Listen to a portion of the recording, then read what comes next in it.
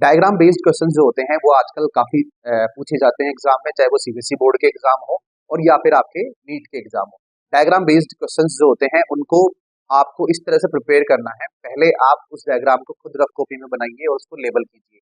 जो लेबलिंग आप बोल रहे हो उसको स्टार मार्क कर लीजिए और उस लेबलिंग को याद रखिए कि ये मैं बोल रहा हूँ इस क्वेश्चन में। अगली बार सबसे पहले उसी चीज को लेबल करो। सेकंड टाइम जब आप डायग्राम बनाएंगे तो जो चीज आप भूले थे उसको सबसे पहले लेबल करो और बाकी की चीजों को भी आप कवर करो ऐसे।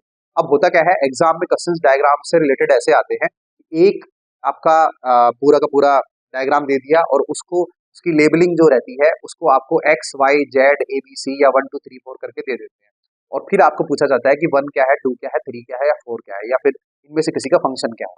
तो आपको इससे रिलेटेड पूरा डायग्राम जो है आपको याद रहना चाहिए। तो एनसीईआरटी में डायग्राम्स भी दे रखे हैं, उनकी लेबलिंग भी दे रखी है और साइमल्टेनियसली उसके नीचे फिगर लेजेंड भी दे रखा है कि वो डायग्राम किससे रिलेटेड है। बच्चे डायग्राम याद करते हैं और लेबलिंग याद करते हैं, बट नीचे लिखे हुए फिगर लेजेंड को अच्छे से नहीं पढ़ते हैं कि वो डायग्राम है किस चीज का।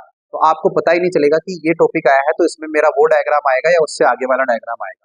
ठीक है, तो इसलिए आपको करना क्या है, डायग्राम्स को पढ़िए, उसकी लेबलिंग को पढ़िए और लेबलिंग को याद आपको कैसे करना है, डायग्राम बनाइए। जो आप जितना आपको आता है उतना लेबल कीजिए, नहीं आता है तो आप बुक ओपन करके देख लीजिए। और अगली बार जब वो डायग्राम बनाए नेक्स्ट राउंड में, 1 दिन बाद में या 2 दिन बाद में, तो सबसे पहले उसी चीज को लेबल कीजिए जो आपने 1 दिन पहले भूली थी। तो इससे आपका कॉन्सेप्ट जो है वो बिल्कुल क्लियर हो जाएगा और ये आपको डेफिनेटली बेनिफिट देगा।